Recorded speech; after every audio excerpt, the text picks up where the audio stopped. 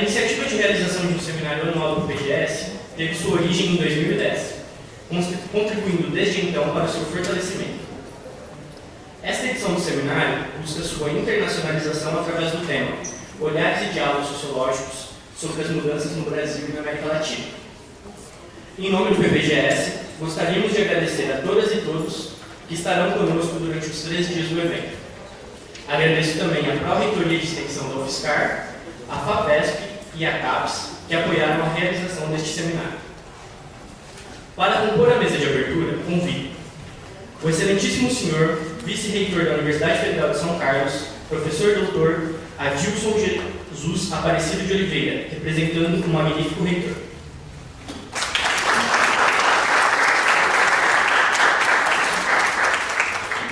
A ilustríssima senhora, diretora do Centro de Educação e Ciências Humanas, professora doutora Wanda Aparecida Machado Hoffmann.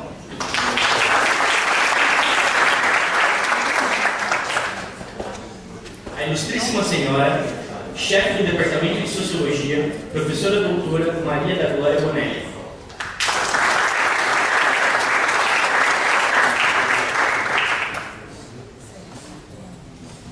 A ilustríssima senhora, vice-coordenadora do Programa de Pós-Graduação em Sociologia, professora doutora Jaqueline Signoretto, representando a ilustríssima coordenadora do programa.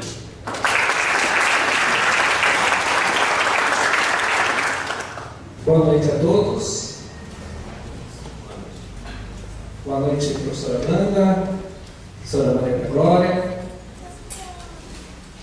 professora Jaqueline, a todos que estão presentes. Declaro então aberto o 4º Seminário Internacional do Programa de Pós-Graduação em Sociologia da UFSCar, Olhares e Diálogos Sociológicos sobre as Mudanças no Brasil e na América Latina.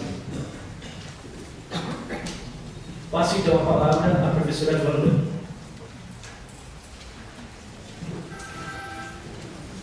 Boa noite a todos.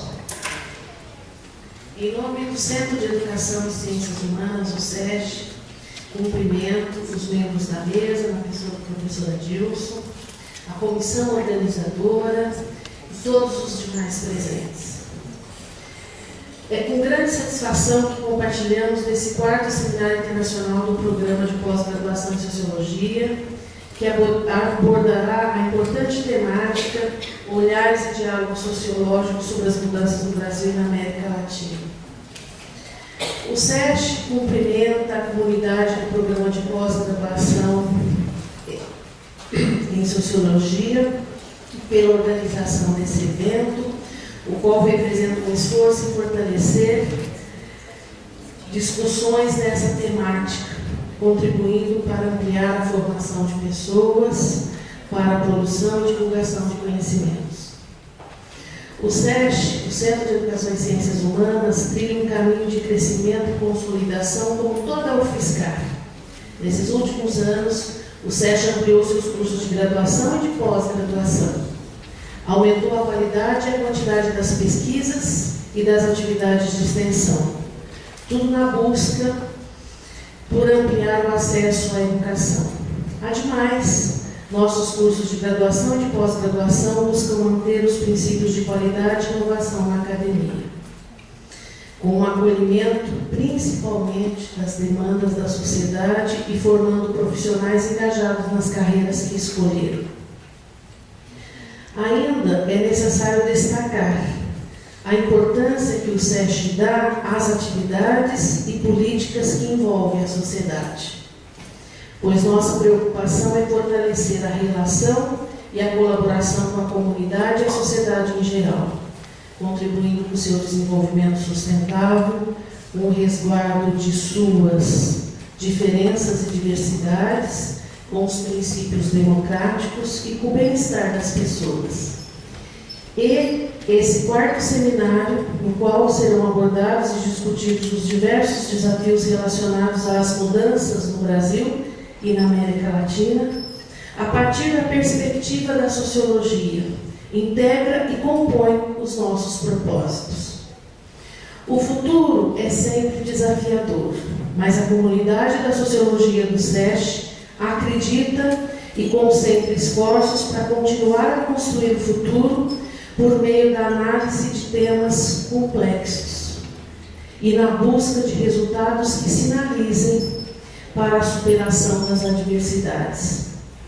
A sociedade brasileira modernizou-se, as instituições de ensino superior também.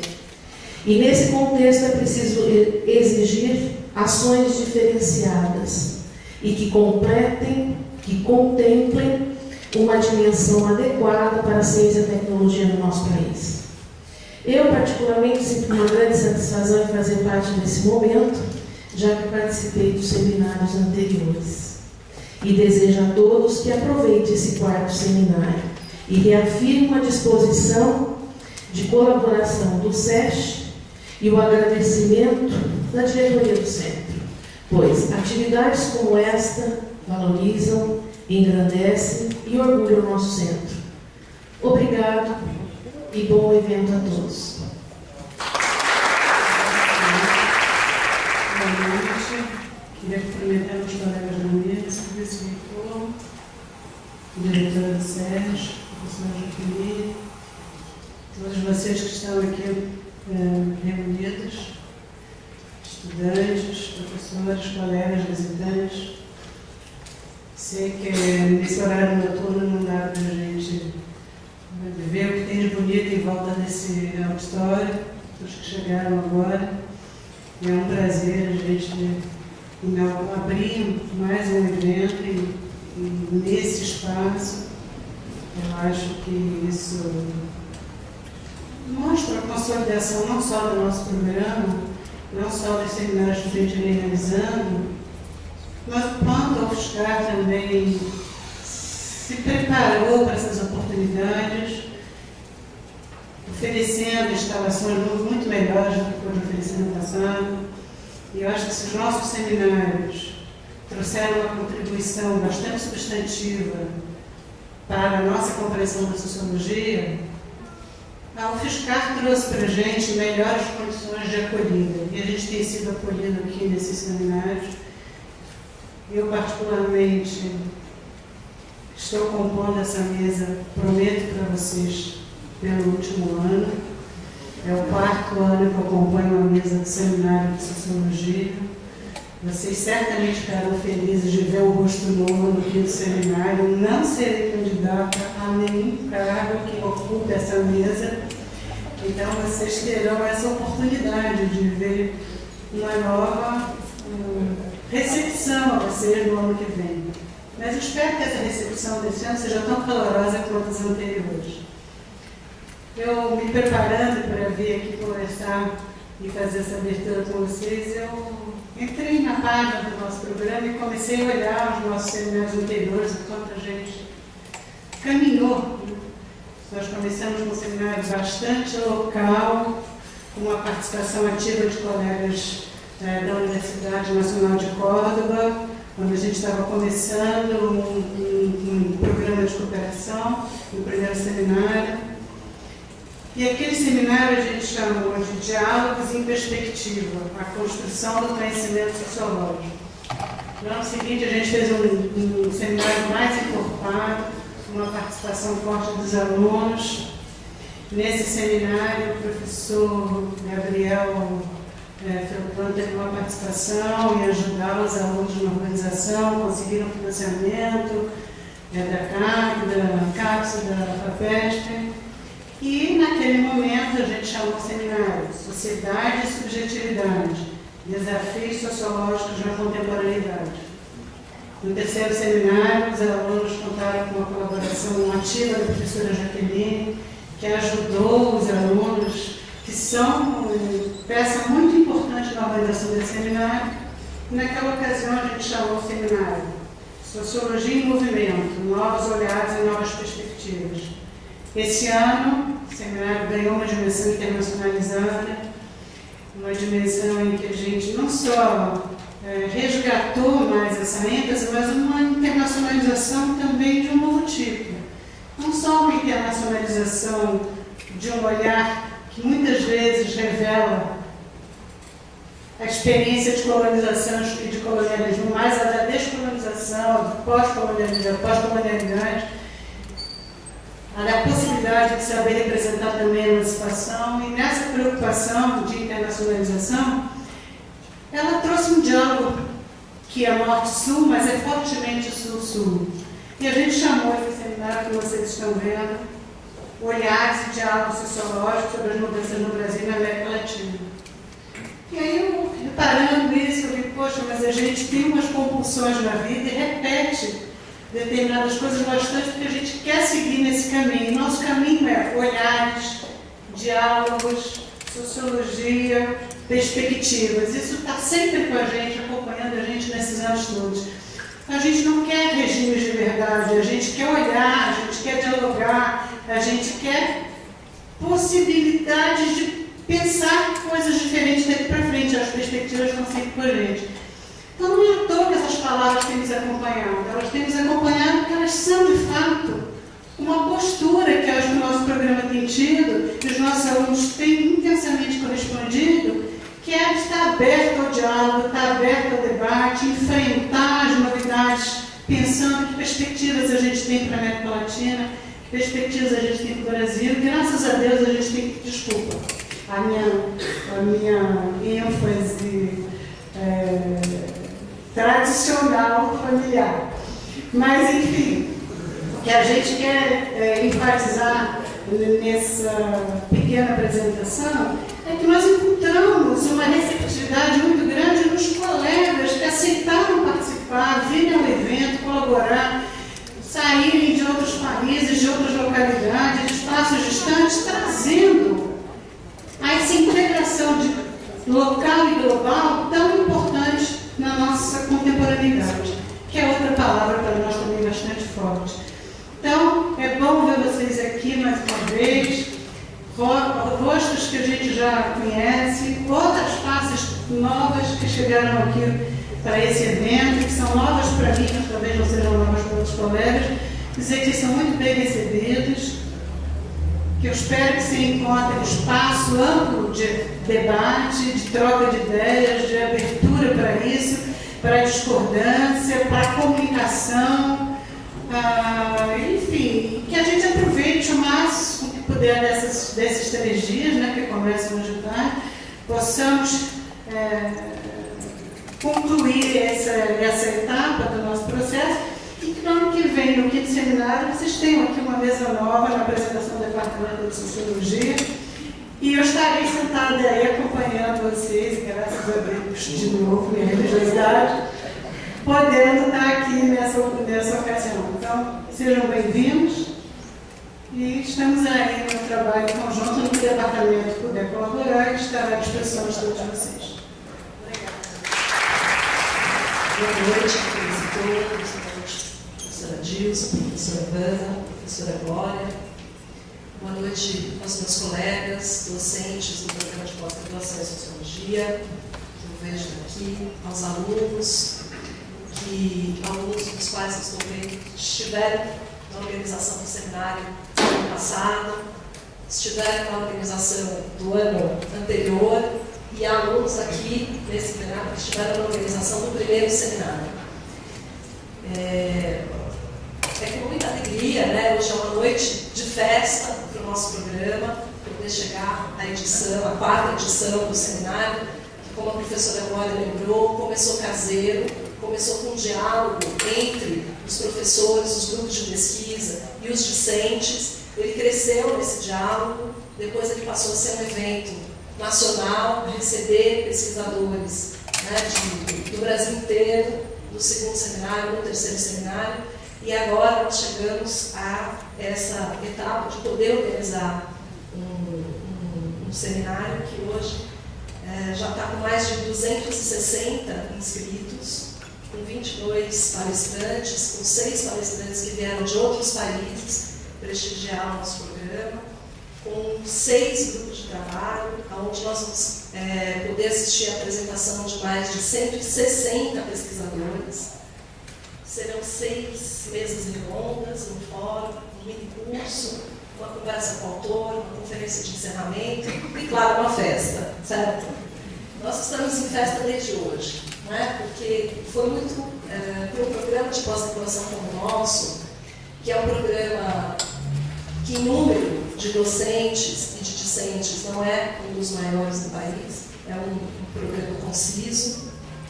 Nós temos conseguido fazer muitas coisas, né? E o seminário tem sido um marco importante na consolidação do nosso programa, não apenas no contexto do Estado de São Paulo, mas também no contexto da sociologia brasileira e da sociologia latino-americana.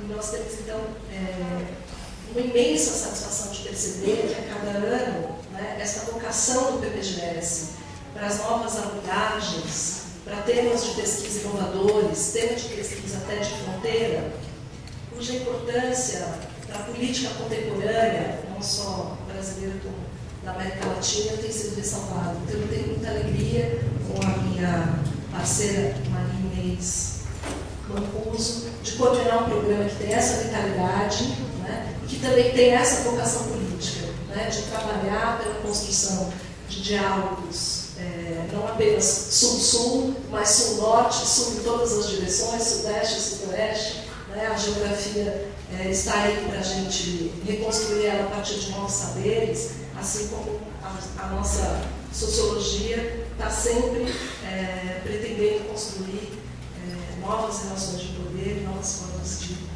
conhecer. Eu queria, em nome do programa de Sociologia, agradecer algumas pessoas em especial, sem as quais a gente não estaria aqui agora e nada disso teria sido possível. Esse seminário tem uma comissão organizadora, que é composta de docentes e discentes do programa, que iniciaram a sua parceria dentro dos grupos de pesquisa, né, e que constituíram a comissão e realizaram todos os trabalhos, praticamente começaram a se reunir há um ano atrás. Né? Então, isso é o resultado de um ano de trabalho.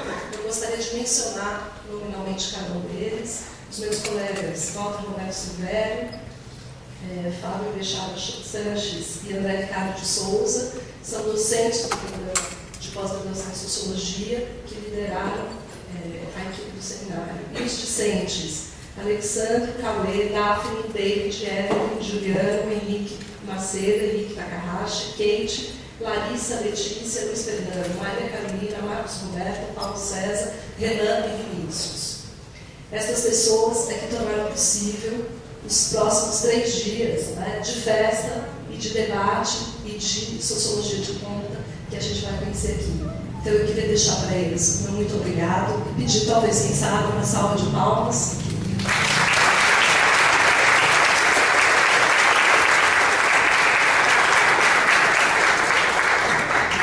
E dar as boas-vindas para aqueles que vieram conhecer o nosso trabalho e se fazer conhecer aqui também entre nós. Que os próximos 3 dias sejam muito proveitosos. Boa noite, então, novamente a todos. Quando eu estava chegando aqui hoje no teatro, né, com a professora Maria da Glória, né, ela até comentou assim: quantos desses eventos você já veio? Né? Eu falei, ainda não foram muitos, né, porque a gente está há menos de um ano na vice-reitoria da UFSCar. Mas aí eu estava justamente refletindo, né, que foram vários eventos, foram muitos eventos, não sei quantos, mas foram muitos. Isso mostra justamente o quanto na UFSCar é viva essa questão da gente estar promovendo essas reflexões, principalmente nos programas de pós-graduação ou mesmo em seminários internacionais que são montados por sociedades científicas aqui na universidade. Né? Esse espaço que a gente tem de pensar, parar, e principalmente, como diz o próprio título desse seminário, né, ter um olhar e ter um diálogo, para que justamente a gente reflita sobre aquele objeto que é o nosso estudo, aquele que é a nossa reflexão. Né?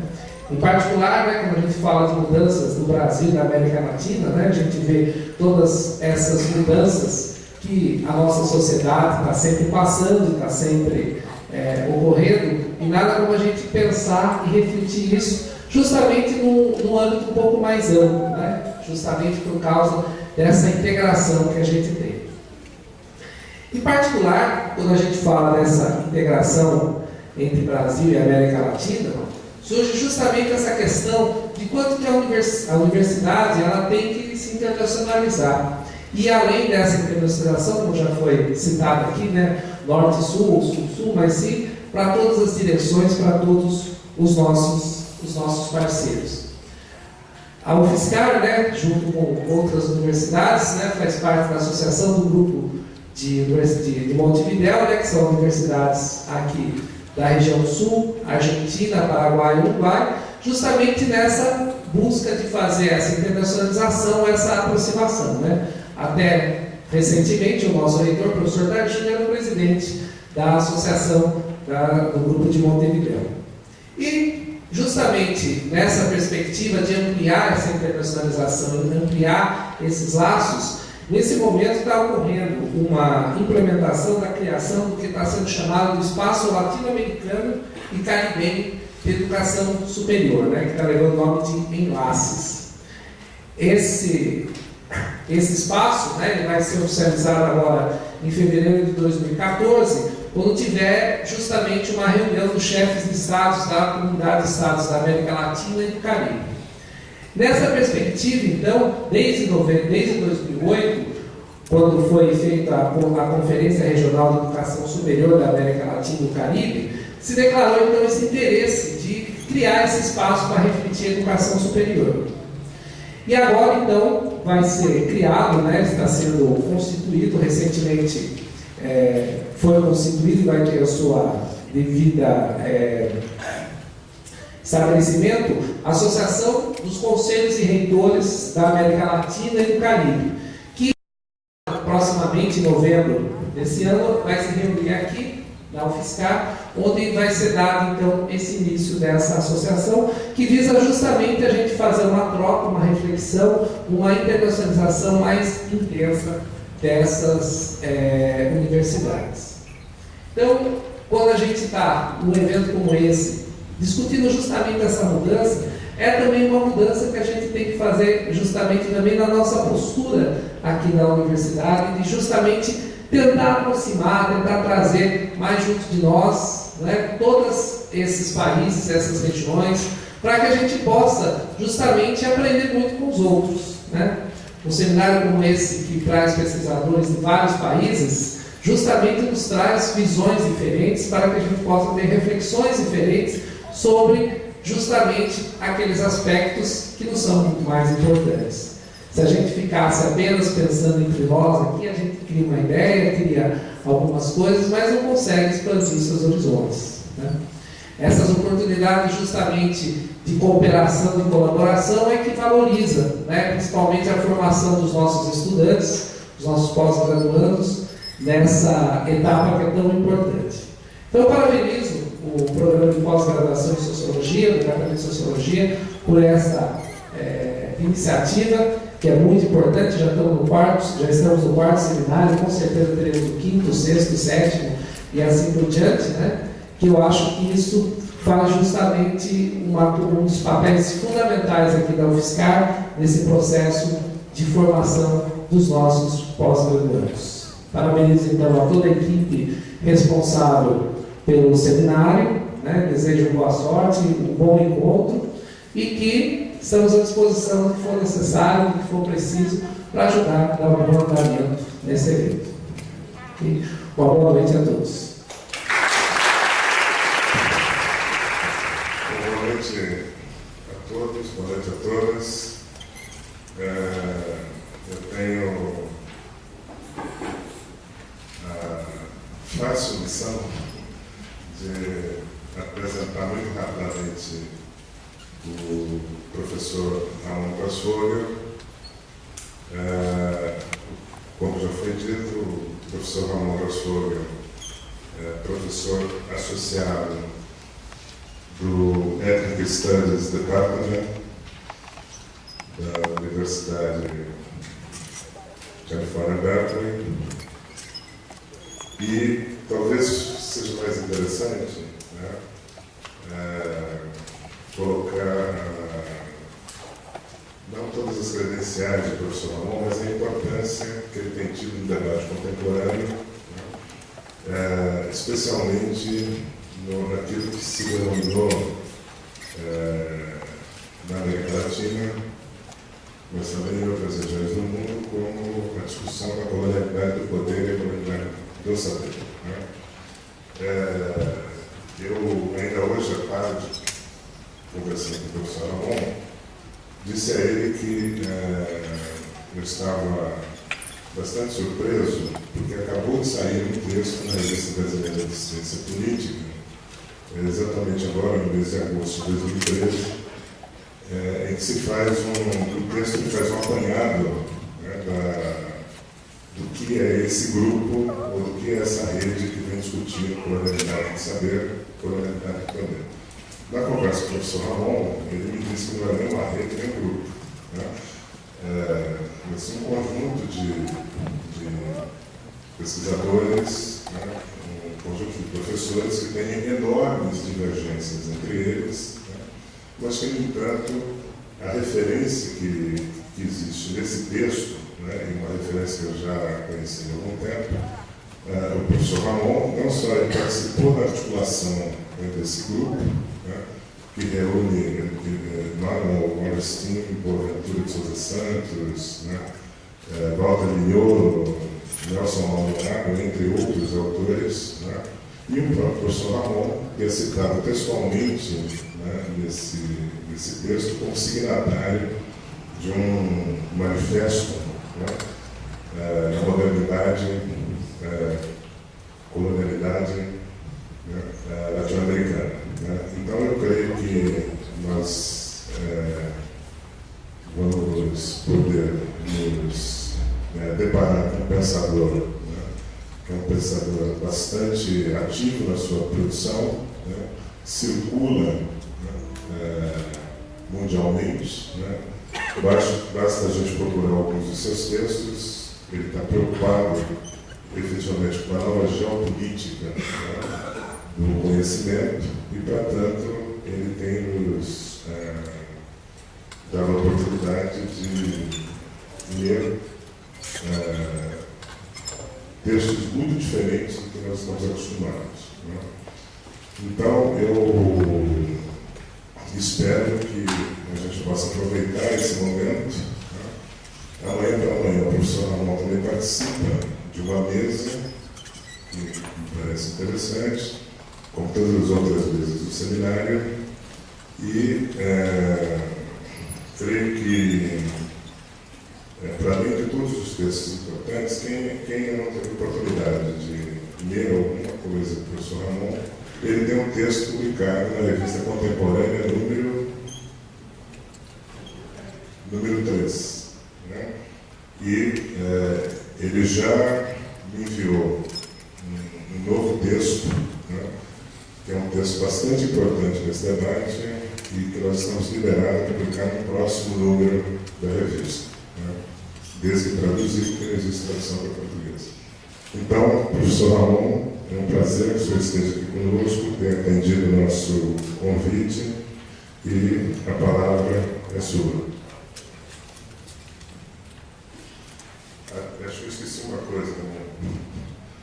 Na verdade, a conferência, a gente intitulou de Descolonização do Poder e Conhecimento. Né? Muito obrigado pela invitação. Eu vou falar em português, mais espanhol que português, assim que em português. Espero que se entienda. Eu quero agradecer a invitação ao Departamento de Sociologia e, em particular, ao professor Marco, por invitarme a estar aqui com vocês. Eu espero que estes próximos 2 días sean unos días fructíferos, de mucha discusión, de mucho debate, y que culmine en la construcción de nuevos proyectos. Lo primero que quiero falar aquí es, de dónde eu vengo. Eu soy puertorriqueño, de una isla del Caribe, Puerto Rico, que es una colonia norteamericana, donde hay estado muy envuelto en las luchas de la descolonización de Puerto Rico. Y vengo de un departamento, el Departamento de Estudios Étnicos de la Universidad de California en Berkeley, que se creó a través de greves de estudiantes inferiorizados racialmente en los Estados Unidos. Greves que fueron muy duras, muy violentas, muy reprimidas en el año 69, porque en ese momento el gobernador de California era Ronald Reagan. Y Ronald Reagan no fue que reprimió la huelga, que eran estudiantes negros, estudiantes latinos, asiáticos e indígenas norteamericanos, que estaban luchando para que dentro de la Universidad Blanca haya espacios de producción de conocimiento propio, de generar nuevas maneras de pensar la historia, nuevas maneras de pensar la sociedad, con una visión crítica de la visión eurocéntrica y sobre todo del racismo epistemológico. Y demandaban espacios propios autónomos de producción de conocimiento. A partir de esa huelga, que fueron reprimidas por Ronald Reagan muy fuertemente, fue una de las huelgas más largas de la historia de Estados Unidos, una huelga estudiantil que duró 9 meses, donde todos los días agredían y encarcelaban estudiantes. Se puede imaginar que no fue que movilizaran la policía del campus, no fue que movilizaran la policía de la ciudad de Berkeley, no fue que movilizaran la policía del área metropolitana de San Francisco. Ronald Reagan envió a una huelga estudiantil de estudiantes inferiorizados racialmente la Guardia Nacional de California, que estaba día a día golpeando, reprimiendo, encarcelando a los estudiantes, y la huelga, a pesar de la represión, con mucho sudor y sangre, se conquistó el espacio. Y ese espacio se llama Estudios Étnicos. Y el nombre fue una negociación, porque el nombre que querían poner era Departamento para la Liberación del Tercer Mundo. Y el movimiento se llamaba Movimiento por la Liberación del Tercer Mundo, porque los sujetos racializados dentro del Imperio Americano se ven como tercer mundo dentro del primer mundo. Entonces, hubo que negociar el nombre porque las autoridades no les gustaba el nombre, y terminó llamándose Departamento de Estudios Étnicos, con varios programas de estudio afro-norteamericanos, programas de estudios de indígenas norteamericanos, de estudios de latinos en los Estados Unidos, de asiáticos, y yo soy profesor de ese departamento. 30 años después, en el año 99, hubo que hacer otra greve, porque mientras pasaron esos 30 años, estaban cortando las plazas de todos los profesores latinos, negros, asiáticos e indígenas que morían, se retiraban o se mudaban de universidad. Cortaban las plazas. Entonces el departamento fue achicando. Y hubo que hacer otro greve para mantener el espacio vivo, ¿no? Y se logró conquistar otras 15 plazas de profesores en la huelga del 99. Y desde entonces ha habido varias huelgas para mantener el presupuesto, para mantener el personal no docente dentro del departamento, etcétera, etcétera. En otras palabras, yo vengo de un departamento que existe gracias a la lucha de los pueblos reprimidos dentro de los Estados Unidos, que luchamos por la descolonización del imperio y que intentamos producir entonces conocimiento desde otras perspectivas epistemológicas, que intentamos producir otras narrativas de la historia, que intentamos producir otro marco categorial, distinto al marco categorial hegemónico en las ciencias sociales, en las ciencias humanas, ¿no? Explico esto siempre en América Latina porque yo voy a hablar de cosas y siempre al final alguien dice, pero ¿por qué você fala así si você viene de una universidad del imperio? Y sí, yo vengo de una universidad del imperio, pero venimos de haber conquistado un espacio dentro de esa universidad imperial y venimos de haber conquistado un espacio dentro de su universidad blanca con la posibilidad de generar nuevos conocimientos que nos permite hoy estar aquí hablando con ustedes. Entonces, yo voy a hablar de lo siguiente. Boaventura Sousa Santos, que probablemente ustedes conocen muy bien, porque es uno de los científicos sociales más reconocidos del mundo de habla portuguesa, dice que la teoría social, la teoría científico-social contemporánea que conocemos hoy y que se maneja en las ciencias sociales, pero también en las humanidades, en todas las disciplinas, son teorías que, si usted se fija bien, son teorías producidas fundamentalmente por hombres, no mujeres, hombres de 5 países: Italia, Francia, Alemania, Inglaterra y los Estados Unidos. Eso me pareció, ese planteamiento de Boaventura, muy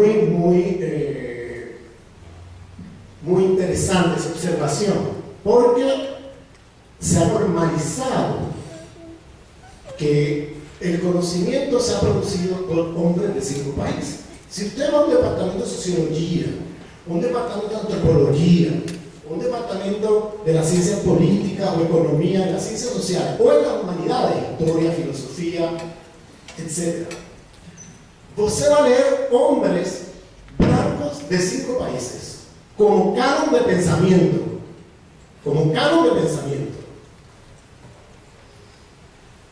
lo cual estamos en el siglo XXI y todavía la universidad occidentalizada, yo falo de universidad occidentalizada, yo no dije occidental, porque él pensó que la universidad occidentalizada es un aparato de poder del sistema mundo que aparece no solamente en París, Londres, Nueva York o San Francisco, sino que está en Brasil, en Senegal, en la India, en todo el sur global aparece ese aparato que se llama Universidad Occidentalizada, que lleva como epistemología hegemónica el pensamiento de hombres de estos 5 países.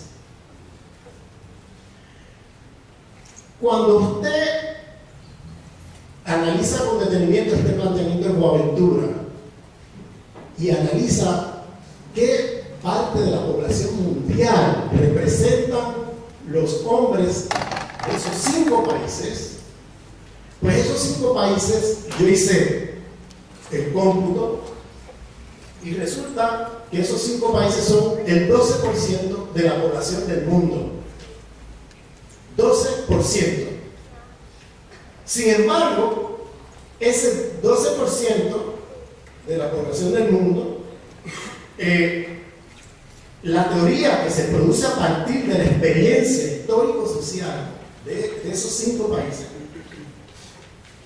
tiene pretensión de explicar las problemáticas científicas y sociales del resto del mundo, siendo el resto del mundo histórico y socialmente muy distinto. Entonces, ¿cómo es posible que tengamos, si la teoría viene y nace de problemáticas histórico-sociales específicas y el canon de pensamiento de las ciencias sociales viene de teóricos de la experiencia histórico-social específica de estos 5 países, ¿cómo es posible que tengamos como canon de pensamiento estas teorías con la pretensión de explicar todo lo que pasa en el resto del mundo, cuando en el resto del mundo tenemos experiencias histórico-sociales muy diferentes. Aquí tenemos una especie de colonialismo del saber, una especie de provincialismo disfrazado de universalismo. Yo falo de provincialismo porque son teorías muy específicas, de unas realidades muy específicas que se han universalizado como si ahí se agotara las posibilidades tanto de la teoría social, teoría crítica, filosofía, historiografía, todo lo que conocemos por saber en la Universidad Occidentalizada está informado por la teoría producida por hombres de estos 5 países. Hay cosas importantes a aprender de ahí. Yo no soy un fundamentalista anti-europeo. Hay cosas ahí de las cuales podemos aprender. Pero la pregunta que hago es, ¿cómo es posible que a la altura del siglo XXI estemos todavía en la Universidad Occidentalizada hablando de una epistemología que se basa fundamentalmente en la experiencia histórico-social de Italia, Francia, Alemania, Inglaterra y los Estados Unidos, 5 países? ¿Qué pasa con el resto del mundo, con el 88% de la población del mundo, que ha vivido otra experiencia histórico-social muy distinta, muy diferente? Entonces, digo que es peor porque si son hombres de esos 5 países, son el 6% de la población del mundo, no son el 12%, porque las mujeres de esos 5 países no están incluidas en el canon de pensamiento. Entonces estamos hablando de una estructura, de una fundación de conocimiento que es epistémicamente racista y sexista. ¿Por qué digo racista? Porque inferioriza los conocimientos de todo el resto del planeta y superioriza, hace que se vean como superiores el pensamiento crítico, científico, social de los hombres de estos 5 países, al mismo tiempo que inferioriza el resto del mundo, porque hay pensamiento crítico, hay teoría científico-social en el resto del mundo, y sin embargo no son tomados en serio en el orden jerárquico de la producción de conocimientos del mundo. Hay teorías muy importantes producidas en África, en América Latina, en Asia, en el sur dentro del norte, pero esos no forman parte del canon de pensamiento, son totalmente excluidos del canon. Y digo sexista porque no incluye a ninguna mujer del mundo, ni occidental ni no occidental, están todas fuera del canon. Estoy hablando aquí de la tendencia hegemónica en la Universidad Occidentalizada, porque claro, hay excepciones dentro de su universidad que confirman la regla. Siempre hay profesores como Walter que va a ofrecer en un curso una diversidad de perspectivas epistémicamente diversa, que no va a ser solamente el pensamiento de hombres de estos 5 países. Pero esas son excepciones a la regla. Yo falo de la tendencia hegemónica disciplinaria de la Universidad Occidentalizada, donde domina y predomina el canon de pensamiento de estos hombres. Y la pregunta que ahora yo hago al planteamiento de Boaventura es: ¿cómo es posible? ¿Cuál es la historia detrás del hecho de que hoy, cuando vamos a hacer ciencias sociales, estemos estudiando todavía como canon de pensamiento hegemónico hombres de 5 países? ¿Cómo llegamos allí? ¿Qué pasó? Y esa es la historia que voy a intentar hacer ahora con ustedes. Y parecerá, le pido paciencia porque yo voy a comenzar a hablar de una historia de larga duración, que parecerá momentáneamente que yo me he perdido en el tema, que yo estoy perdido. Y le pido paciencia, porque van a ver cómo lo que yo voy a hablar tiene total relevancia con lo que estoy hablando ahora, de las estructuras fundantes, racistas, sexistas, epistémicas de la universidad occidentalizada.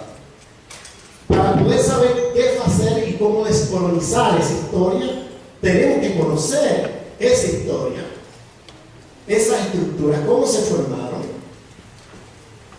cuál es la historia que produce ese privilegio epistémico del hombre occidental de 5 países. Y voy a comenzar, voy a ir al siglo XV y XVI. Y voy a comenzar por la historia de Al-Ándalus. No sé si ustedes conocen la historia de Al-Ándalus. Al-Ándalus era un país de lo que hoy nosotros llamamos el sur de España, que era un lugar que tenía como autoridad política, era autoridad política musulmana, ¿no? Eran estados, sultanatos musulmanes.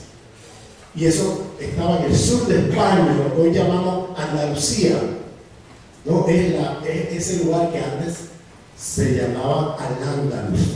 Era el nombre que se le daba a esa región por los árabes musulmanes que moraban allí. En esas estructuras de poder hubo una guerra de conquista por parte de la monarquía católica castellana, donde hace una guerra de conquista para conquistar todo el territorio musulmán dentro de ese territorio que hoy llamamos España y colonizar Al-Ándalus. En esa, lo que la monarquía católica castellana intentaba hacer era imponer una nueva autoridad política donde se privilegiara la autoridad política cristiana y donde había la correspondencia entre un Estado, una identidad, una religión. En los sultanatos de Al-Ándalus había varios estados y cada estado era un estado con múltiples identidades y múltiples religiones. Es lo que se llama una época de convivencia entre diferentes espiritualidades. Judíos, cristianos y musulmanes convivían bajo autoridad política musulmana con derechos reconocidos. Y es una época de la historia muy desconocida. La monarquía católica impone una lógica de un Estado, una identidad, una religión. Y allí destruye la autoridad política de Al-Ándalus e impone la lógica de que el Estado tiene una identidad, una religión y que toda la población dentro del territorio tiene que tener esa identidad y esa religión. De manera que si usted es musulmán o usted es judío, si usted es judeo, usted tiene dos opciones, si es judeo o musulmán. O usted se va del territorio, es lo que se llama limpieza étnica, o usted se fija allí y quiere mantener su identidad, lo matan. O si usted quiere fijar ahí, tiene que convertirse al cristianismo por la fuerza. Esos eran los tres caminos. O usted, si quería continuar siendo musulmán o judeo, usted tenía que irse del territorio y gran parte de las poblaciones se fueron al norte de África huyendo de las matanzas cristianas en esa época, en el siglo XV. Otros que ficaron lá resistieron y los mataron, y otros tuvieron que convertirse. Los conversos se le llamaban, al musulmán converso se le llamaba morisco y al judío converso se le llamaba marrano, moriscos y marranos. Esta historia, ahí se practica un genocidio epistemicidio. Aquí estoy usando la palabra de Boaventura de epistemicidio como destrucción de conocimiento. Lo que estoy tratando es contestar la pregunta, para no perdernos de vista, de por qué, cómo es que llegamos a estructuras de conocimiento donde solamente hombres de 5 países es el canon de pensamiento de la Universidad Occidentalizada. ¿Cómo llegamos la? ¿No? ¿Cómo llegamos? El primer genocidio epistemicidio, siglo XV y XVI, es contra musulmanes y judíos en el XV, y luego contra las poblaciones de origen judío y musulmán, que son los conversos marranos y moriscos, que luego fueron también aniquilados en el siglo XVI. Os voy a hablar de eso en unos minutos. Pero a fines del siglo XV, hasta ese momento, estaba la posibilidad de la conversión. Es decir, el debate y la lucha era por quién tenía la religión verdadera. Los cristianos estaban luchando por imponer su Dios y su religión a aquellos que ellos consideraban que tenían la religión equivocada. ¿Usted dice? La religión equivocada. Judeo y musulmán, usted tiene la religión equivocada y el Dios equivocado. Por tanto, usted se tiene que convertir al cristianismo, pero si usted no se convierte, entonces yo voy a matar a usted. O usted tendrá que salir corriendo del sitio, ¿no? Entonces, hay un proceso de discriminación religiosa medieval que viene de muchos siglos antes, donde la posibilidad de la conversión estaba ahí. Es decir, el cuestionamiento no era un cuestionamiento a la teología, a la religión, a la identidad, pero todavía no era un cuestionamiento a la humanidad de los sujetos que practicaban esta religión. De manera que aquí tenemos una discriminación religiosa que todavía no podemos nombrar como una discriminación racial, porque todavía la posibilidad de la conversión, si José se convertía al cristianismo, entonces José podía integrarse a la comunidad de los cristianos. Entonces el debate era sobre si José tiene la religión verdadera o equivocada.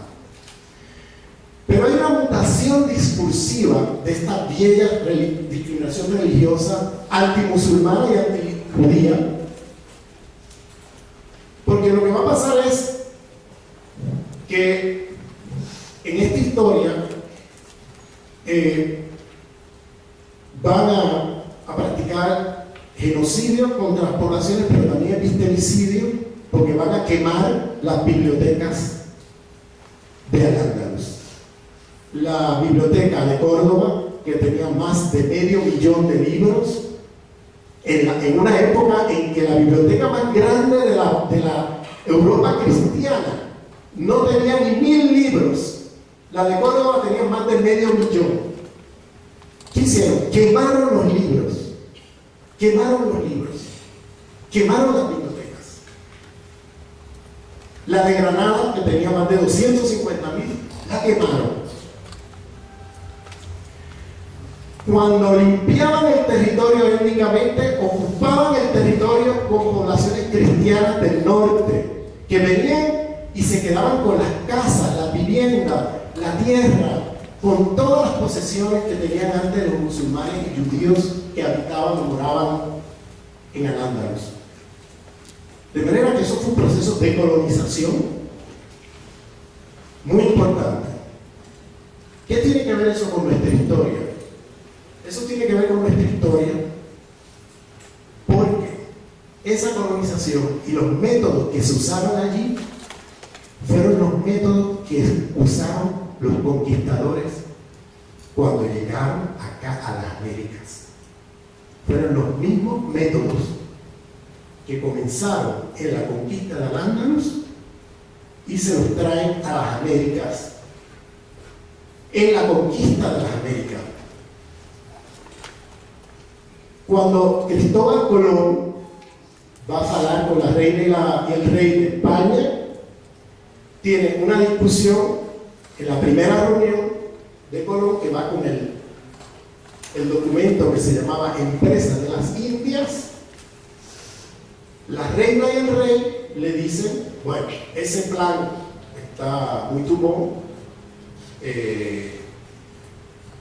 vamos a hacerlo, pero primero tenemos que terminar con el último reducto de Al-Ándalus, que es el sultanato de Granada.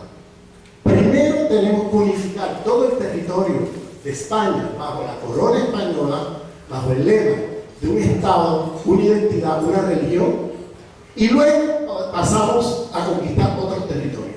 Esa fue la respuesta que le da el rey y la reina de España, Isabel la Católica y Fernando el Católico, a Cristóbal Colón, en la primera reunión de Colón con ellos.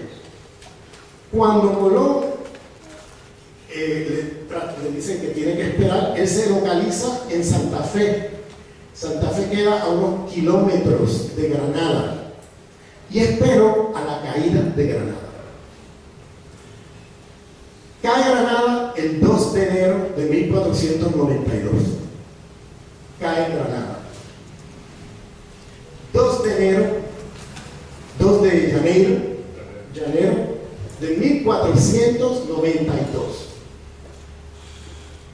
El 11 de enero de 1492, Colón va y se reúne nuevamente con el rey y la reina en un lugar que hoy día es un lugar turístico que se llama la Alhambra. Ahí se reúnen y ahí le dan el dinero y la autoridad. El rey y la reina, sobre todo Isabel la Católica, le da los recursos y la autoridad para el plan de las Indias, la empresa de las Indias, para Colón venir a conquistar esta tierra. Colón, en esa época, contrario a los mitos que hemos escuchado, no iba pensando que la tierra era plana. Ese es uno de los mitos que nos venden sobre Colón, que él pensaba que la tierra era plana y se estaba arriesgando, porque en la época se pensaba que la tierra era plana. En realidad la tierra se sabía ya que era redonda, y además él tenía en sus manos mapas chinos que habían cartografiado ya el mundo, pero como en Europa nadie conocía bien esos mapas, él vio algo en los mapas chinos. Aparece el norte, centro y sur de América como una extensión de la China, y él pensaba que eso era la India, porque en esa época ningún europeo sabía leer un mapa del mundo. Entonces él le llamó la India, y por eso es que hoy día le llamamos a las poblaciones nativas de este continente indios, porque Colón, en su mirada eurocéntrica del mundo, pensó que había llegado a la India. Pero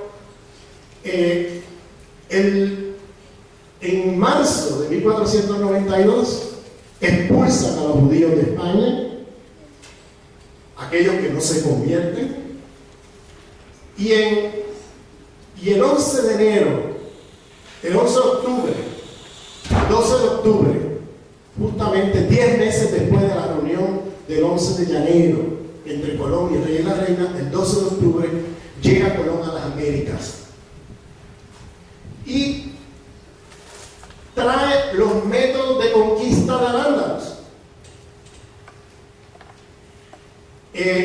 Imagínense cuán fuerte era la influencia de la conquista de Al-Ándalus en la conquista de las Américas, que por ejemplo Colón en su diario todo el tiempo estaba, en algunas de sus escritos, todo el tiempo comparaba y hablaba de los moros, y todo el tiempo estaba haciendo referencia a los moros. Moros era el término que se usaba para hablar de los musulmanes en España, y él todo el tiempo iba con eso en su mente. Hernán Cortés, por ejemplo, vio los templos de los aztecas y pensaba que eran mezquitas, ¿no? O sea, que el imaginario de la conquista de Al-Ándalus era fundamental en la conquista de las Américas. Ahora, nosotros estamos hablando de la influencia de Al-Ándalus en la conquista de las Américas. Yo quiero ahora hablar de la influencia de la conquista de las Américas en la conquista de Al-Ándalus. Porque cuando Colón llega a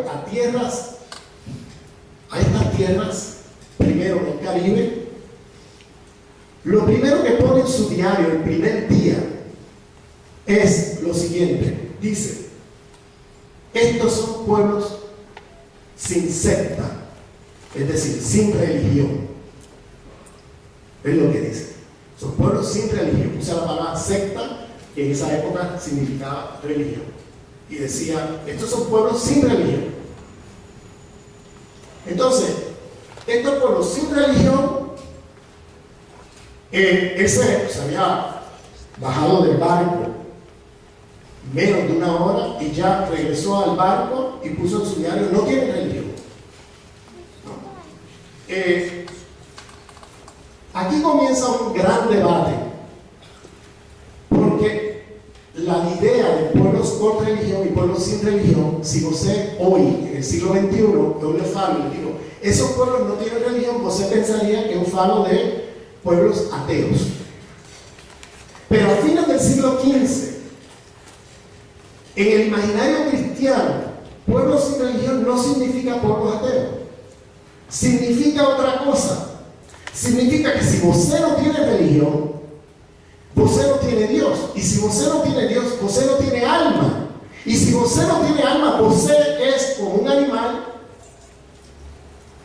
una vaca, un caballo, que se encontró en el camino y que por tanto no es un pecado a los ojos de Dios ponerlo a trabajar forzadamente, como usted pone a trabajar un caballo o un animal. Si usted no tiene religión, no tiene Dios. Si no tiene Dios, no tiene alma. Y si no tiene alma, usted no es humano. Usted es un animal. Eso había un gran debate a principios del siglo XVI, desde 1492, que puso Colón en su diario esta frase, hasta 1552, que fue el gran debate de Valladolid entre Bartolomé de las Casas y Ginés Sepúlveda sobre si los indios tienen alma o no tienen alma. Ese debate es muy importante porque los moriscos, los marranos, que son los musulmanes que fueron convertidos forzadamente a la cristiandad, y los judíos que fueron convertidos forzadamente a la cristiandad, hasta ese momento había una incorporación de ellos en la sociedad católica de la monarquía, la corona española. Pero ¿qué pasa? Con el tema de si los indígenas tienen alma o no, contamina el debate del morisco, de la integración del morisco y el marrano en España. Porque ahora comienza otra pregunta más fundamental sobre el morisco y el marrano. Ahora no es que usted tiene la religión equivocada. Estoy hablando del siglo XVI. Ahora es que usted, si usted tiene aquellos que practican la religión equivocada, es decir, la religión inferior, son ellos mismos inferiores porque son sujetos desalmados, sin alma. Empiezan a extender la concepción del indígena sin alma al morisco y al marrano en España, y comienzan a cuestionar de una manera más fundamental al morisco y el marrano, porque el morisco y el marrano ya son cristianos. Muchos de ellos ya habían nacido bautizados como cristianos. Pero ahora hay una pregunta más fundamental, y es que si usted no tiene alma, ahora no importa cuántas veces usted va a misa, ahora no importa cuántas veces usted muestre que usted es un cristiano, ya eso pasa a un plano secundario. Ahora la pregunta es que usted, no importa cuánto usted se declare cristiano, usted no va a ser igual a mí, porque usted no tiene alma y usted es como un animal. Entonces el debate de las Américas sobre los indígenas va a afectar el debate sobre las poblaciones cristianas de origen musulmán y de origen judío. Cuando conquistan en la época de Al-Ándalus, aquí es el momento en que tienes en el siglo XVI la mutación discursiva donde las viejas discriminaciones religiosas que vienen desde las cruzadas medievales, que son discriminaciones antijudaicas y antimusulmanas, se transforman en discriminación racial. Porque ya la pregunta no es si José tiene el Dios equivocado. Ahora es que aquellos que les rezan al Dios equivocado son ellos mismos inferiores. Ya no es si tiene la religión inferior, es que José es inferior, porque José no tiene alma. Y si José no tiene alma, José es como un animal. Y si José es como un animal, podemos esclavizarlos. Y comienza un proceso de esclavización de moriscos. ¿No?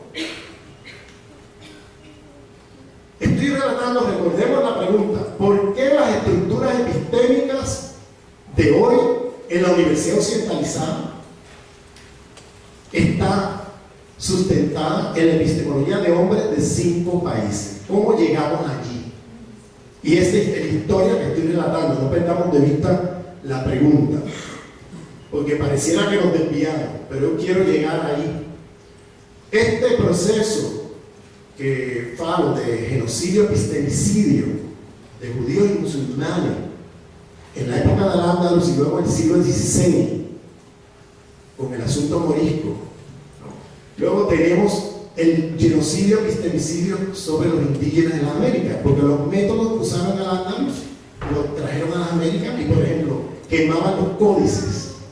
Los códices eran la escritura que tenían los indígenas de las Américas de almacenar o preservar sus conocimientos. Los conquistadores queman, hacen los mismos métodos que usaron en Al-Ándalus, los traen a las Américas. Los procesos de evangelización forzada, los procesos de quema de libros y todo eso, lo traen acá y queman los códices. De verdad que tenemos un proceso de genocidio epistemicidio con los indígenas en las Américas, un proceso de genocidio epistemicidio con musulmanes y judíos en España, y luego tenemos el famoso debate de 1552, donde Sepúlveda planteaba, era Sepúlveda y las casas. En ese momento la autoridad del conocimiento estaba en la iglesia y la corona española, porque hay un debate de si tienen algo o no, porque habían voces disidentes dentro de la iglesia que estaban llamando la atención y decían,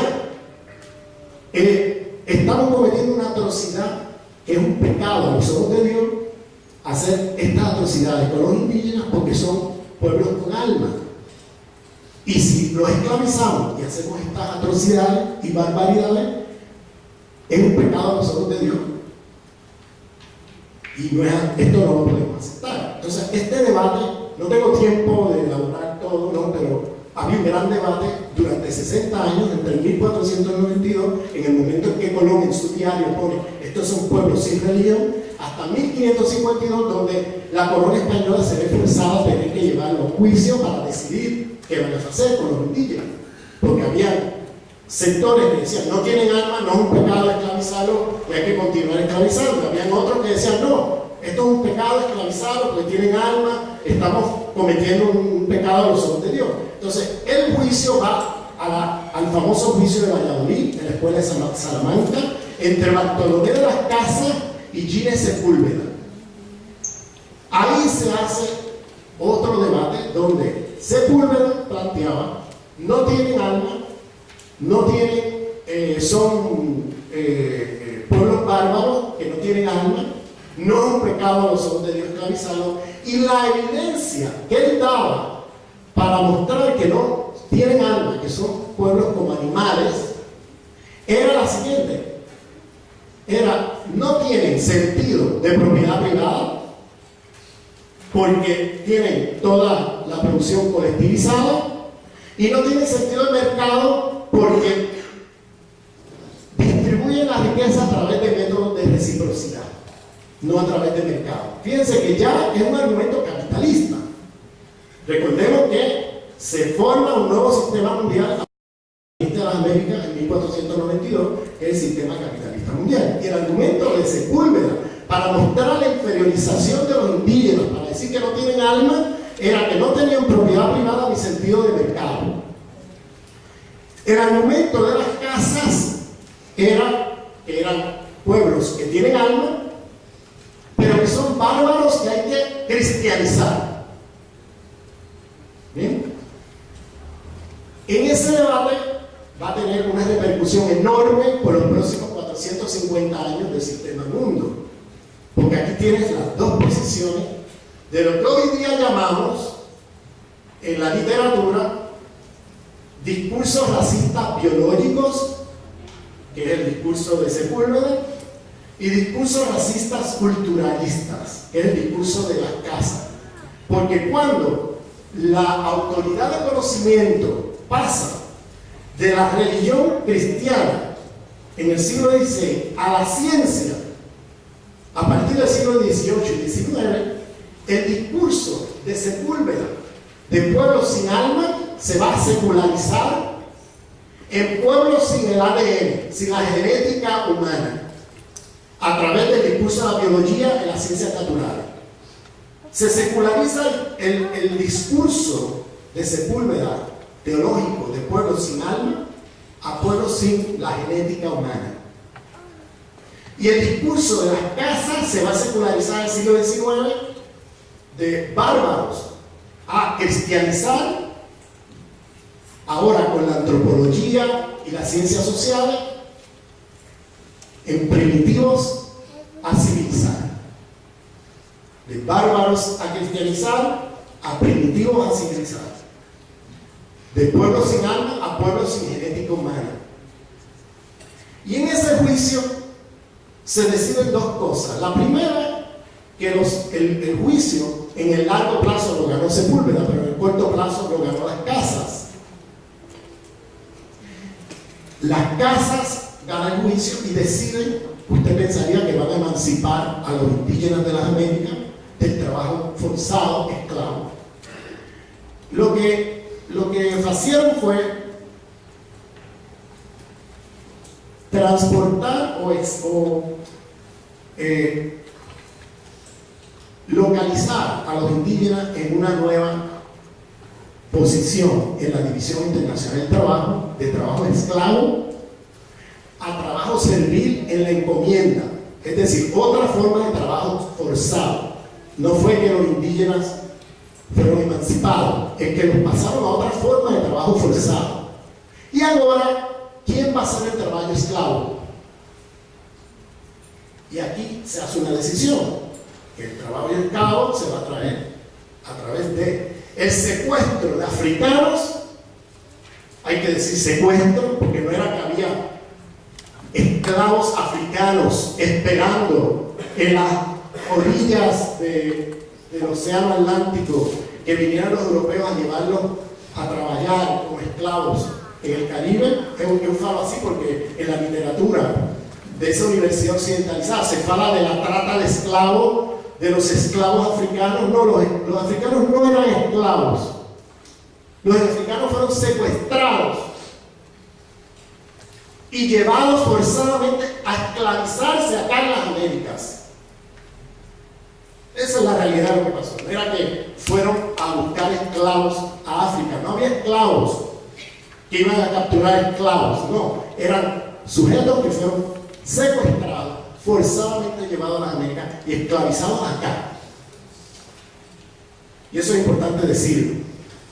Esa decisión viene después del juicio de las casas y Sepúlveda, donde ponen a los indígenas a trabajar en una forma de trabajo servil coercitivo, que es la encomienda, y entonces el trabajo esclavo lo van a hacer ahora africanos secuestrados en África. Y aquí se practica un gran genocidio, epistemicidio, porque millones de africanos murieron a través del proceso de secuestro, a través del proceso de traerlos en barcos en condiciones infrahumanas a las Américas y a través del proceso de esclavización. Esas estadísticas nadie las menciona. ¿De cuánta gente murió en ese proceso? Hay un proceso de genocidio muy violento, del cual apenas se fala, porque las estadísticas siempre hablan de cuántos esclavos habían aquí o lá, o en Brasil, o en Estados Unidos, en el Caribe. No, es cuántos murieron en el proceso de captura, en el proceso de transportación en los barcos, en el proceso de esclavización. Eso no está contabilizado. Eso no está contabilizado. Millones murieron. Y sus epistemologías y espiritualidades eran prohibidas. O sea que había un proceso también acompañado de epistemicidio. No era solamente genocidio, era epistemicidio al mismo tiempo. Entonces, yo estoy hablando hasta ahora de 3 procesos de epistemicidio, genocidio. El proceso de genocidio epistemicidio contra musulmanes y judíos en Al-Ándalus y luego en la España cristiana del siglo XVI hacia marranos y moriscos. El proceso de genocidio epistemicidio hacia indígenas en las Américas y el proceso de genocidio epistemicidio hacia los africanos. Y hay un cuarto genocidio que nunca se vincula a esta historia y que es fundamental, porque esto va a formar las estructuras epistémicas que he nombrado racismo, sexismo epistemológico. Y es la matanza de millones y millones, no miles, millones de mujeres en territorio europeo acusadas de brujas. Millones, brujas, acusadas de brujas, quemadas vivas, en millones. Todo esto que os estoy hablando es todo siglo XVI. Está ocurriendo al mismo tiempo, todo esto, toda esta historia. Y hay que mirar cómo una historia influye en la otra, y la otra influye nuevamente en esta. Hay que mirar la interrelación de todas estas historias. Usualmente nunca hablamos de estos genocidios epistemicidios del siglo XVI, mirando cómo estas historias se van cruzando, ¿no? Se van entrecruzando. Cómo se influye, cómo la conquista al Al-Ándalus influyó en la conquista de las Américas, cómo la conquista de las Américas transformó la manera de colonización de Al-Ándalus, porque transforma la vieja discriminación religiosa en racial, en el momento en que ya los musulmanes y judíos, con poblaciones que son ya cristianas, de origen musulmán y judío, son considerados sin alma, sujetos desalmados, que es una influencia del debate de las Américas con los indígenas, ahora revertiendo sobre el territorio español con respecto a poblaciones judías y musulmanas. O sea, vemos cómo estas historias se influyen y van afectando una a la otra. Y la matanza de mujeres eran mujeres que tenían un saber indoeuropeo, indígenas europeas, que se transmitían oralmente el conocimiento en biología, en medicina, en astronomía, ética, conocimientos muy diversos, que tenían una autonomía política de los poderes de la época, sobre todo de esa aristocracia que se va transformando ahora con la colonización de las Américas en una clase capitalista. Y estas mujeres representaban una gran amenaza porque tenían una autonomía, autoridad política sobre el territorio donde habitaban, donde moraban. Tenían poder político y tenían poder porque también tenían conocimientos indoeuropeos, indígenas de Europa, que se transmitían oralmente.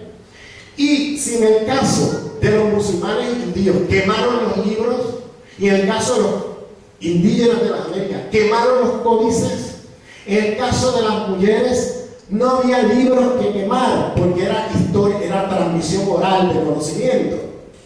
Los libros eran telas, sus polvos. y las quemaron a ellas. Ellas eran los libros a quemar. Quemaron millones. Entonces, este es el cuarto genocidio epistemicidio. Entonces, para el momento en que 100 años más adelante, a mediados del siglo XVII, René Descartes funda la epistemología que se llama epistemología moderna. Y lo que va a hacer Descartes es lo siguiente. René Descartes, no se conoce de René Descartes. René Descartes va a hablar y va a decir, va a fundar una nueva autoridad de conocimiento. Yo falo de René Descartes como un momento clave, un momento histórico mundial, un evento histórico mundial. Porque René Descartes va a hacer lo siguiente. Va a decir la frase yo pienso, luego existo, ¿no? Yo pienso, luego soy, luego existo. La frase famosa de René Descartes. El eu, ese eu, él va a hablar que puede producir conocimiento desde el ojo de Dios, desde el ojo de Dios. Un conocimiento que es equivalente al conocimiento como si fuera Dios. Es decir, él va a agarrar los atributos del Dios cristiano y los va a secularizar en este yo, en este ego. Si el Dios cristiano produce conocimiento más allá de tiempo y espacio, este ego va a poder producir conocimiento más allá de tiempo y espacio. Si el Dios cristiano tiene conocimiento universal, más allá de cualquier particularidad en el mundo, este ego puede producir conocimiento no situado como el ojo de Dios, sin ninguna influencia de ninguna particularidad en el mundo. El conocimiento de este ego va a ser objetivo en el sentido de neutralidad.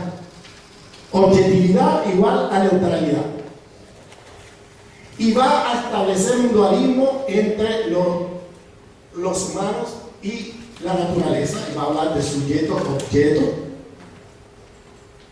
Bien.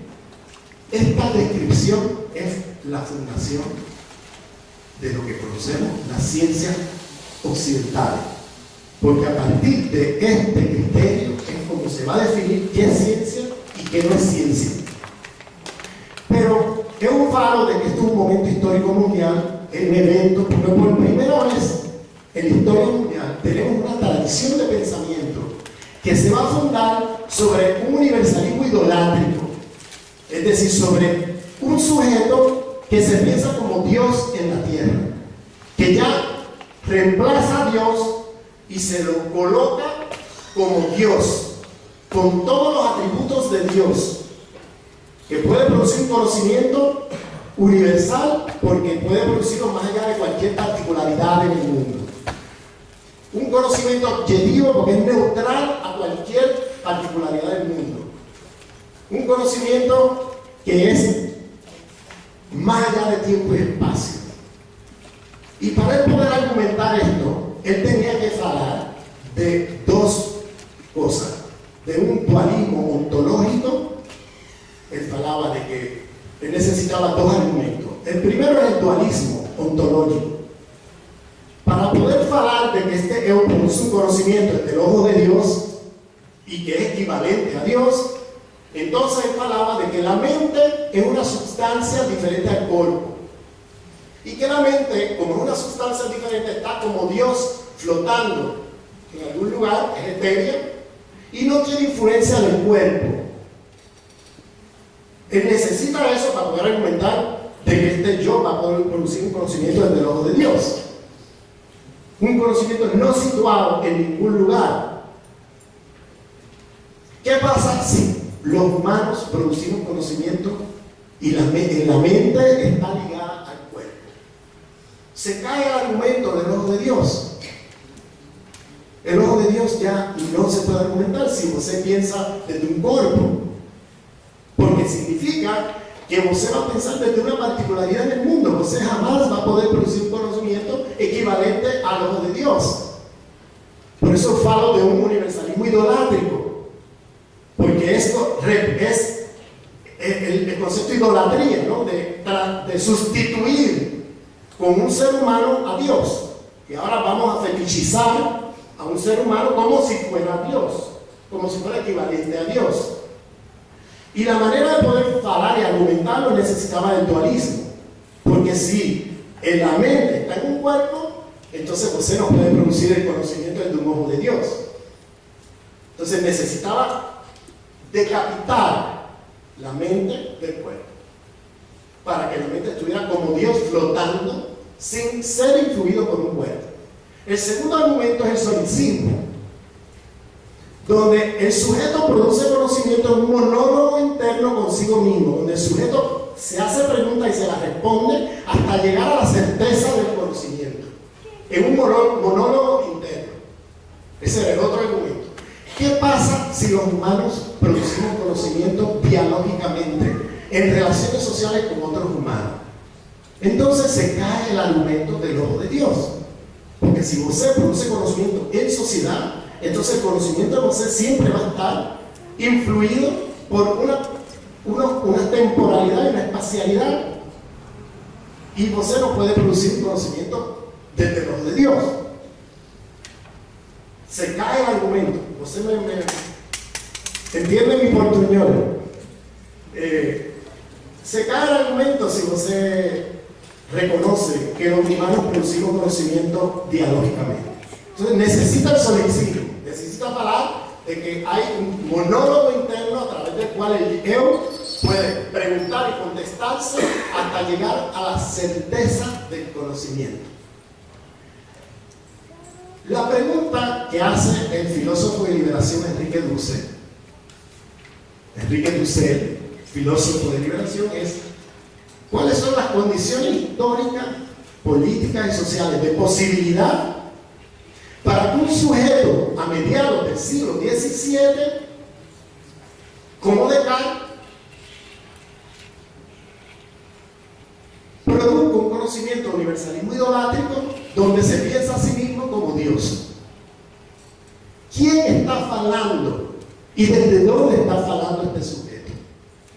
Esa es la pregunta que hace Enrique Dussel, porque el cartesianismo produce una egopolítica del conocimiento, un yo que produce conocimiento desde un no lugar, sin cuerpo y sin localización espacio-temporal, en ningún lugar, como Dios de la cristiandad, que está flotando en una nube, vigilando a Moisés, con una barba, un hombre blanco, con una barba, un bastón, y si usted no se comporta bien, le da con el bastón en la cabeza, y si usted continúa no comportándose bien, lo manda al infierno, ¿no? Ese es el Dios de la cristiandad, es un Dios que castiga, es un Dios que persigue, ¿no? Y es un Dios que está en una nube flotando y que no tiene ningún acondicionamiento espacio-temporal o corporal.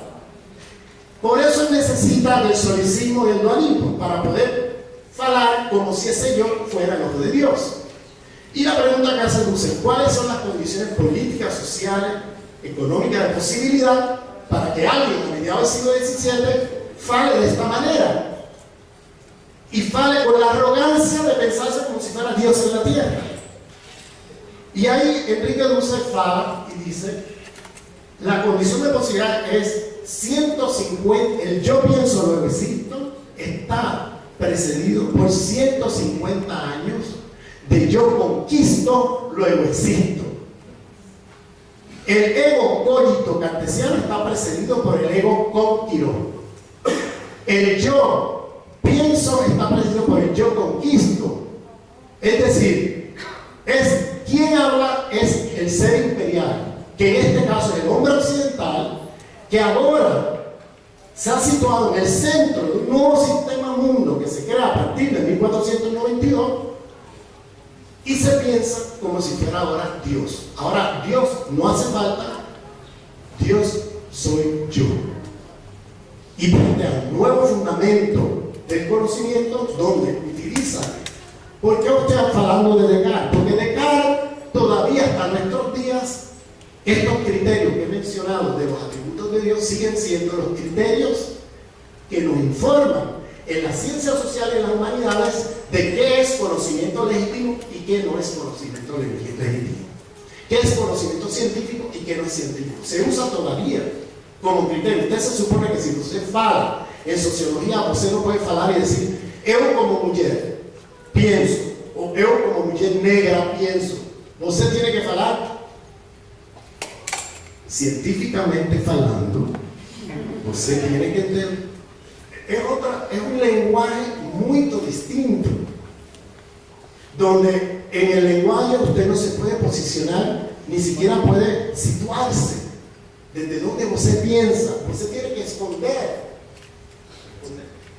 Usted tiene que esconder desde donde usted piensa para poder hablar en un espacio de la universidad occidentalizada. Entonces, el yo pienso, luego existo está precedido por 150 años de yo conquisto, luego existo. Esos 150 años van de 1492 a 1642, que es cuando Descartes, el primer libro de Descartes sale en 1637.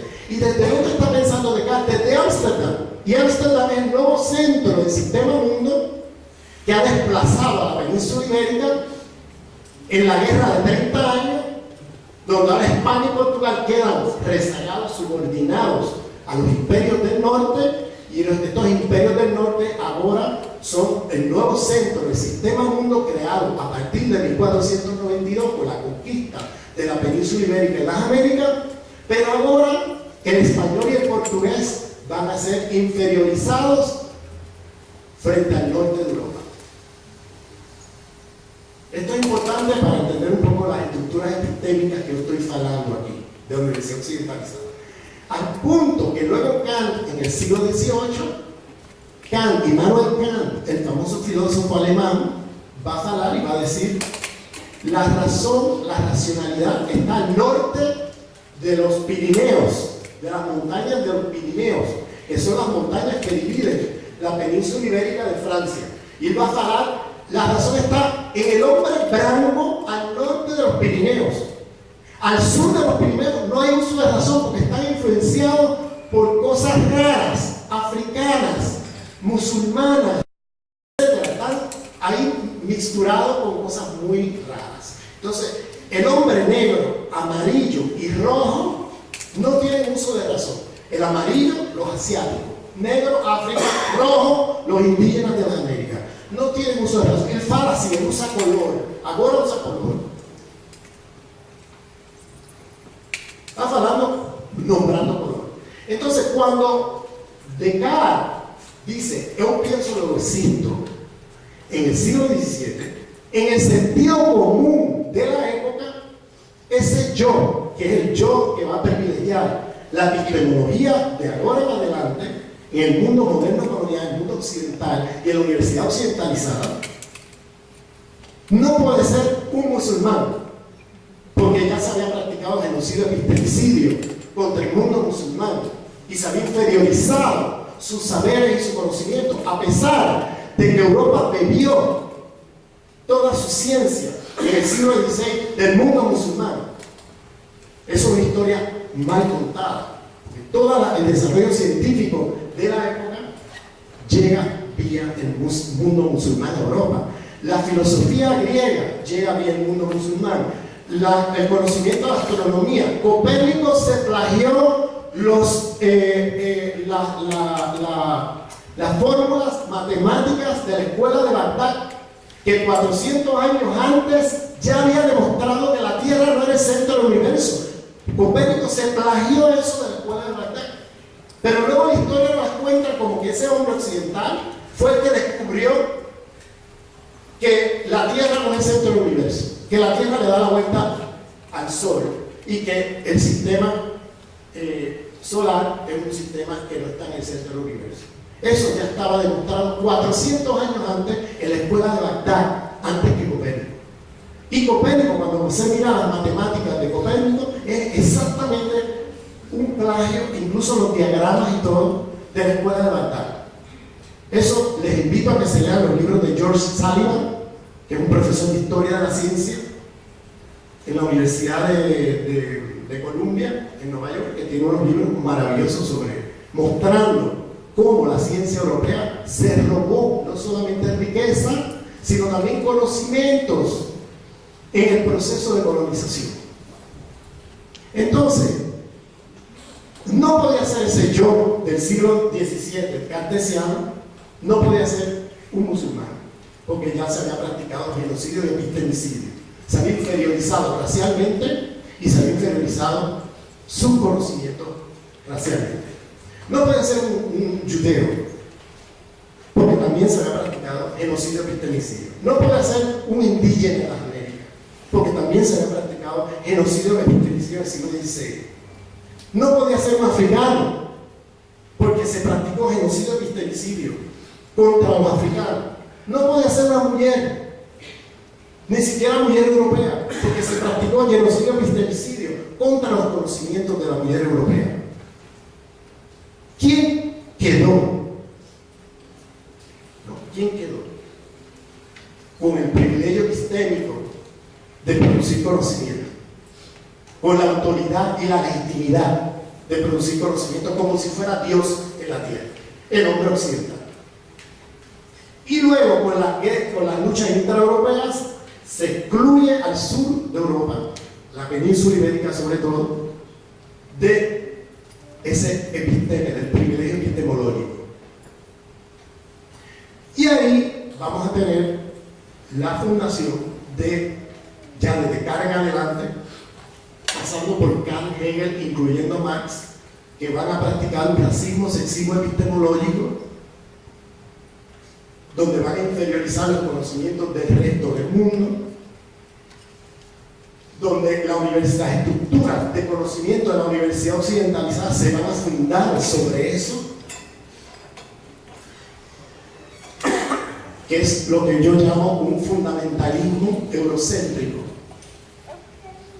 Es un fundamentalismo tan y tan fuerte que no lo hemos normalizado. Pensamos en esa estructura racista epistémica como lo normal, como algo normal. No nos cuestionamos, lo hemos internalizado a tal punto que no nos cuestionamos. ¿Cómo es posible que en el siglo XXI las estructuras de conocimiento epistémica de la universidad occidentalizada sigan siendo estructuras racistas, sexistas, epistémicamente hablando? ¿Cómo eso es posible? Pues eso es posible por los 4 genocidios epistemicidios que falé del siglo XVI, que son constitutivos al sentido común del siglo XVII y es constitutivo al yo idolátrico de Descartes, que se va a mantener como criterio de ciencia hasta el día de hoy en la universidad occidentalizada. Es un palo de que para poder movernos adelante tenemos que descolonizar esa estructura epistémica de la universidad occidentalizada. Tenemos que descolonizar la universidad occidentalizada. Para eso necesitamos fundar un nuevo canon de pensamiento. Y ese nuevo canon tiene que ser epistémicamente diverso. Es decir, que cuando miremos un problema en la ciencia social, integremos allí saberes de diferentes tradiciones, de diferentes perspectivas, es decir, el pensamiento crítico que se ha producido, no solamente de parte de ese hombre occidental, sino de todo el resto del planeta, que tengamos un canon de pensamiento crítico, no cualquier pensamiento, porque yo no soy un populista epistémico. Yo no creo que porque usted sea del mundo indígena o musulmán o negro, ya automáticamente usted produce un conocimiento crítico, pero sí hay tradición de pensamiento crítico negra, indígena, musulmana, etcétera, en el mundo, que no está incluida como parte del canon de pensamiento en la universidad occidentalizada. La universidad occidentalizada es un aparato, una máquina de epistemicidio, de destrucción de conocimiento, de continuar el privilegio epistémico del hombre occidental. Y esto tiene consecuencias políticas enormes. Tenemos que tener, en lugar de tener conceptos de universal, uno que decide para todos, movernos hacia un concepto de pluriversal, donde entre todos definimos para todos. Pluriverso, no universo. Y en lugar de tener universidad, tener pluriversidad. Que sería la manera de descolonizar la universidad. Habría que descolonizarla hacia la pluriversidad, para que haya diversidad epistemológica al interior de la producción de conocimiento que se hace dentro de un espacio como este. Y eso tiene implicaciones políticas enormes, porque fíjense que si el privilegio epistémico lo tiene el hombre occidental, de estos 5 países, entonces ellos saben que es mejor para usted. Porque si mi conocimiento es superior a usted, lo que usted fale no tiene importancia. Porque mi conocimiento es usted mejor que usted, que es mejor para usted. ¿No? Entonces, en el siglo XVI fuimos de cristianízate o te mato, porque si usted es un trato de cristianizar a usted, que es lo mejor para usted, como usted se cristianiza, yo tengo el privilegio epistémico, usted protesta, usted no está de acuerdo, es un trato por medios pacíficos. Si usted no entiende, yo utilizo la fuerza. Y si tengo que matar a usted para salvar su alma de su barbarie, yo mato a usted, porque yo sé que es mejor para usted. Y si usted no sabe que es mejor para usted, porque el conocimiento de usted es inferior a mi conocimiento, porque yo soy el hombre occidental que viene a cristianizar, pero yo tengo el derecho a matar a usted para salvar su alma. Fuimos desde esos siglo XVI. Siglo XIX, civilízate o te mato. Usted es atrasado, usted es primitivo. Yo traigo la civilización. Yo trato de persuadir a usted de que lo mejor para usted es la civilización occidental, que usted tiene que cambiar su modo de vida, su modo de ser. Y si usted no entiende por la buena, usted tiene que entender por la fuerza, por la mala. Usted tiene que entender por la fuerza. Civilízate o te mato, siglo XIX. Si tengo que matar a usted para que la civilización avance, para que el progreso avance, yo mato a usted. Que fue todas las matanzas de aborígenes indígenas en el planeta en el nombre de la civilización. Siglo XIX. Siglo XX. Desarróllate o te mato. Desenvólvese o lo mato. Usted se tiene que desenvolver. Usted es atrasado. Usted económicamente es muy atrasado. Yo tengo la receta del desenvolvimiento para usted. Si usted no entiende por la buena, yo trato de convencer a usted, entonces tengo que hacerlo de manera forzada. Entonces ahí están los golpes de estado militar en todo el planeta para dictaduras desenvolvistas, ¿no? Desarrollistas. Las dictaduras desarrollistas que mataron a millones de gente en todo el mundo en el nombre del desarrollo, porque yo sé que es mejor para usted. Yo sé que es mejor para usted.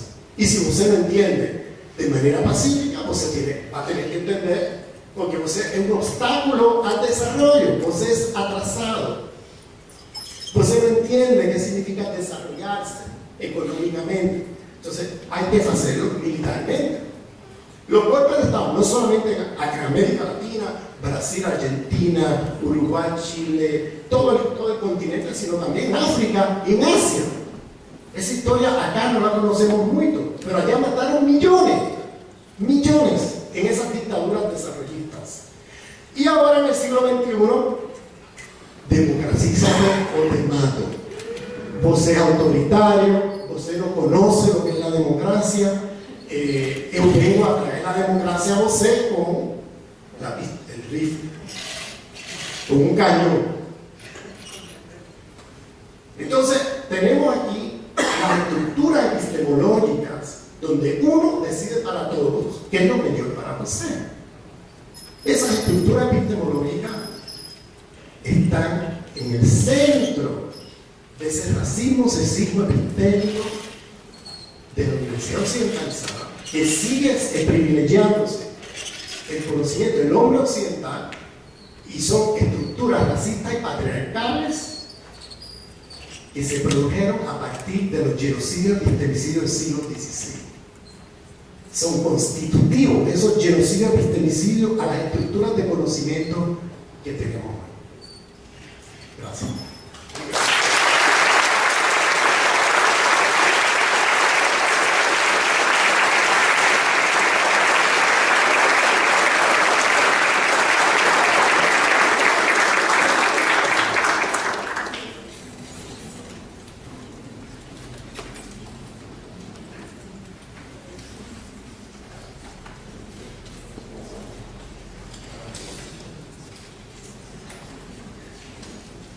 Bom, eu estou. Primeiro, eu estou muito feliz com a conferência. Acho que começamos o seminário maravilhosamente bem. Mas eu tenho dúvidas com relação ao portunhol, se algumas palavras foram realmente entendidas. Desarrollo, com certeza.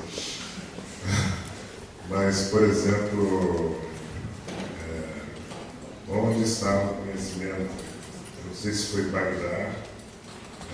Então, eu queria saber se alguém tem alguma questão, rapidamente, que não ficou muito claro na fala.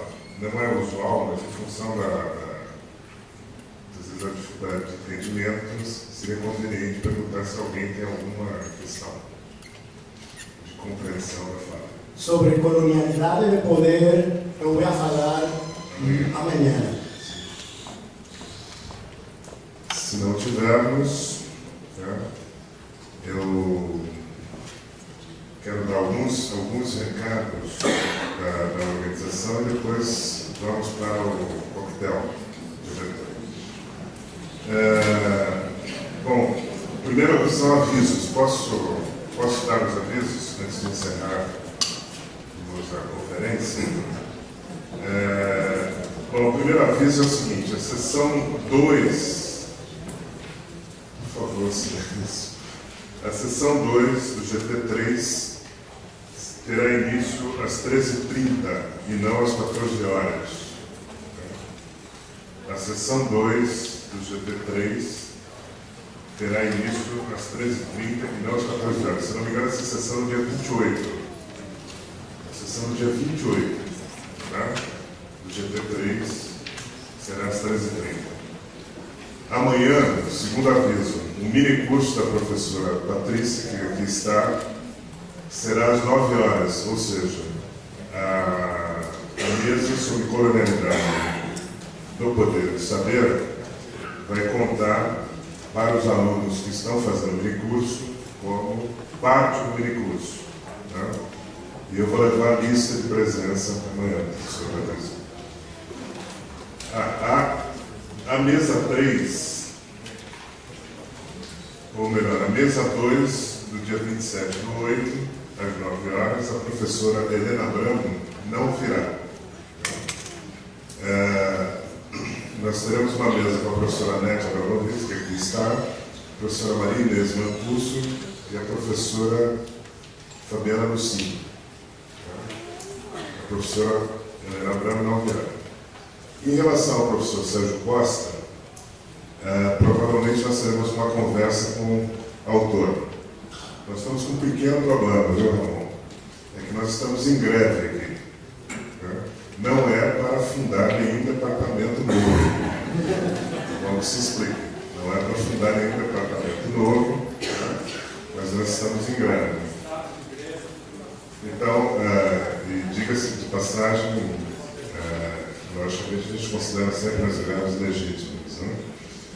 Mas nós temos um problema técnico de sala para a videoconferência, para confirmar essa videoconferência. O professor Sérgio Costa teve um problema de saúde na família, né? Nos avisou alguns dias antes do início do seminário, mas ele se prontificou a fazer. Ele não pode sair de Berlim, ele tinha inclusive outros compromissos no Brasil, mas ele se prontificou a fazer essa conversa através de videoconferência. O nosso problema é conseguir espaço adequado para essa videoconferência. Então, por enquanto, está mantido a conversa com o autor, com o Sérgio Costa, mas nós teremos que confirmar, provavelmente amanhã, a gente confirma nos grupos, caso nós consigamos uma sala adequada para a videoconferência. Eu tenho que encerrar. O pessoal da comissão organizadora senta aqui na frente e eles ficam assim. Não sei se você percebeu durante a conferência. Ficam batendo na relógio.